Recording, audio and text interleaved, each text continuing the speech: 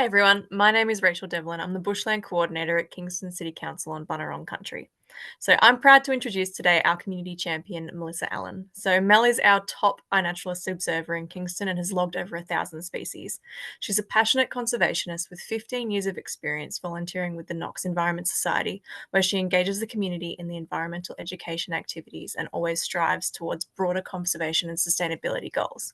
Mel takes a lot of solace in the time that she spends in nature, noting that it has a really positive impact on her mental health. Tonight, she'll be talking a little bit more about how iNaturalist and the events like the Biodiversity Blitz help her and those around her to connect with the environment and how you can join in the fun. So please welcome Mel. So, as Rachel said, I'm Melissa. You might have seen me around iNaturalist as Chocolate Lily 90. I do certainly share a lot on there and also try to help people. I make IDs if I can as well.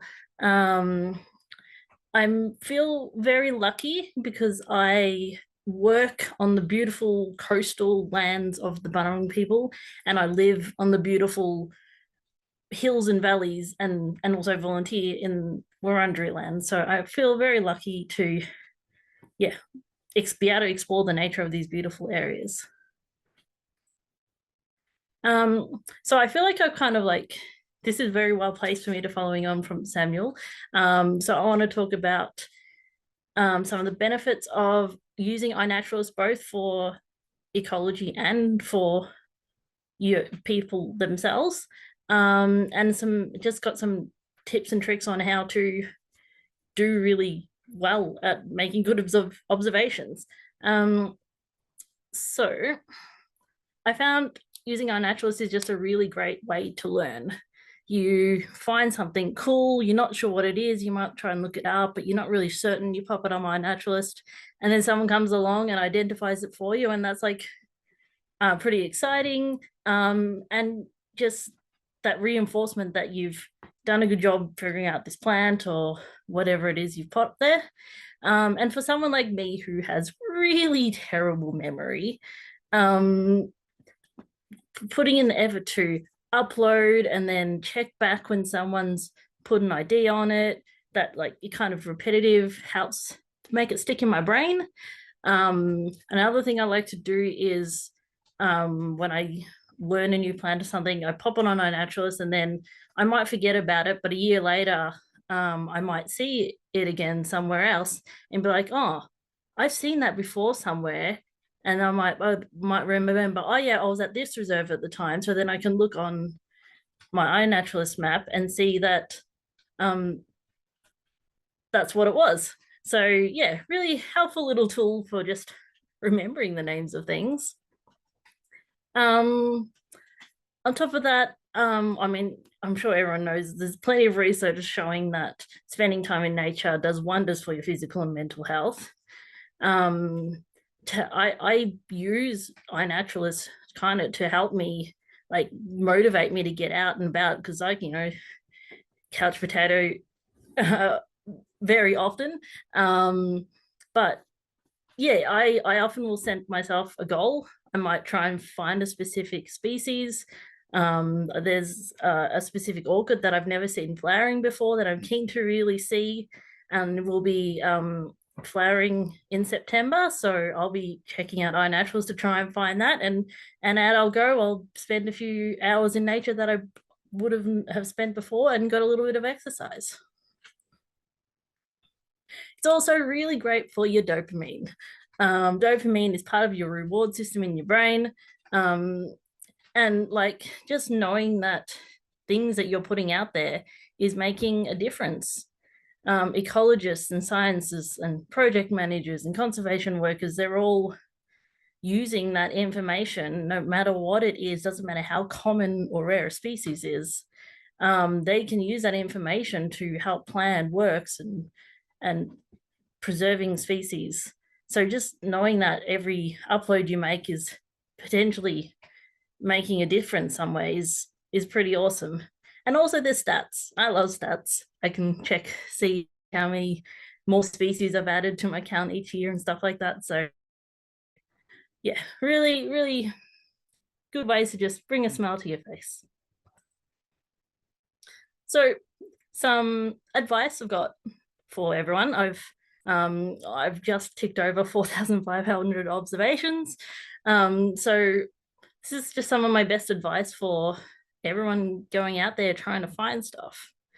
So when it comes to fungi, my top tip would be take photos from underneath and the surroundings. So get in underneath if you can, check out the skirt, all the bits underneath, and also include photos of what it's actually growing out of, because that can actually tell a scientist a lot, and help with the identification, because some fungi will only grow on certain species of trees or mosses and all that kind of stuff.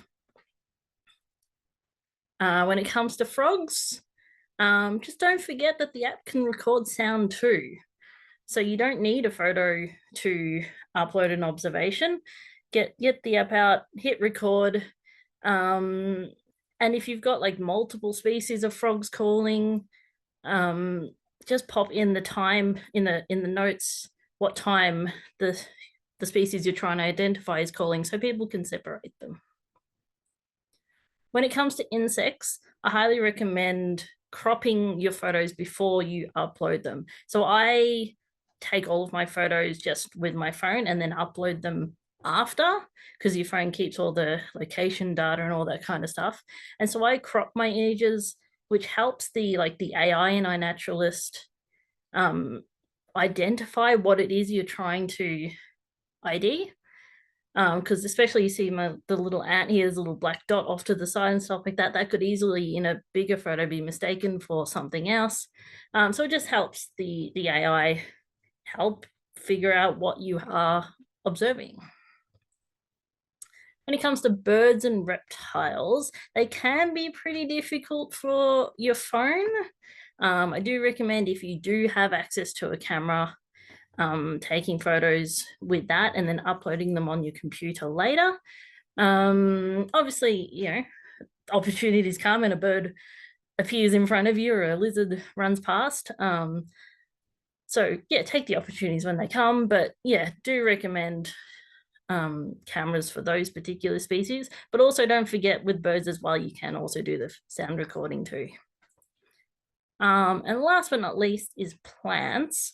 So my best advice is to take more than one photo. So many plants I've seen, especially yellow pea flowers, super close-up photos, they're just impossible to identify without that extra information. So I've just got an example here. So this is a common kind of picture I see on iNaturalist, is just a whole picture of a grass. You can barely see it, but something like that by itself will never ever get identified on iNaturalist, and that's not gonna help you or anyone, and you want to find out what it is and all that kind of stuff. So I highly recommend, so this is one I posted not long ago. This is how many photos I uploaded. We've got the whole plant, then we've got the whole seed arrangement a little bit closer up so we can see a bit more detail. Then we've got some of the seeds on different angles. If I only had one seed, I would take multiple photos on different angles. This particular grass had hairs on the leaves, so I took a photo of those. We've got some pretty hairy legules here, which I took a photo of. The sheaths. So that's 7 photos later. And was it Rhytidosperma fluvium? Yes, it was. So yeah, grasses are really hard, guys. Even with this level of detail, you won't always get an ID, but it will go a very long way to getting that ID. And you know that you will have contributed something really useful to science if you just put in that little extra effort. Most plants don't need this level, just a flower and a leaf will do, but better safe than sorry. So some just quick general overall tips I've got. So we've got a picture of the app here. So as I just said, the more photos, the merrier. If you don't know what your species is, don't leave the name part blank. Make sure you put in something at a minimum, doesn't matter what it is.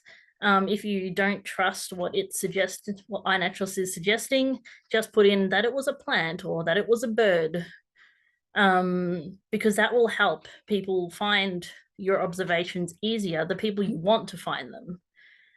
So personally, I know plants and birds better than most other classes. So often I'll just jump on and I'll search just for plants or just for birds and see what has popped up in the last few days and help identify where I can. But if you didn't put in that it was a plant or a bird, then that will never pop up. So especially important for things like insects, because lots of people need help figuring them out. Make sure you use the notes section if you do make a recording, or you've just seen a bird and the photos maybe not so good, but you could describe the call. It's just pretty useful. Do check your locations, especially if you're taking a few photos on your phone.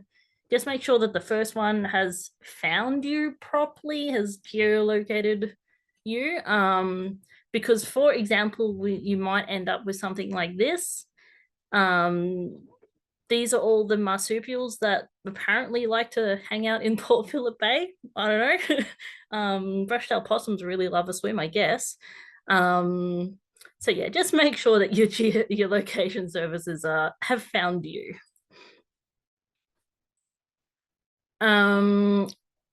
Also, more of just some advice. Do check your geoprivacy, change that. Just if you are uploading some more sensitive plants like orchids or owls that are roosting, people will flock to a powerful owl if they know the location of it. Everyone wants to see one, and if you pop that online, people are going to flock there and potentially disturb its breeding season. So just for those more sensitive species, just pop your geoprivacy onto private or obscured. The data will still be accessible by scientists, just not exact locations. And a lot of the time for some species, that's not always needed. So the data's still there, just it means it will protect those species. You can always change it, in a few years' time so that all of the information is accessible by scientists. It just means that people aren't going to go and disturb that owl right now. And lastly, if you are taking photos of plants in particular that you have been planted rather than have grown naturally in an area, just make sure you change that to the setting to show that it has been cultivated and planted, because that just does make a big difference for our ecologists who are trying to find out the history of a location and where species are and all that kind of stuff. So just make sure you change that if you are uploading observations that are definitely planted or of animals that are definitely in captivity. So that brings me to my last tip, which is the most important. iNaturalist is a pretty incredible platform for contributing to science and discovering the incredible nature around us. So my last tip is simply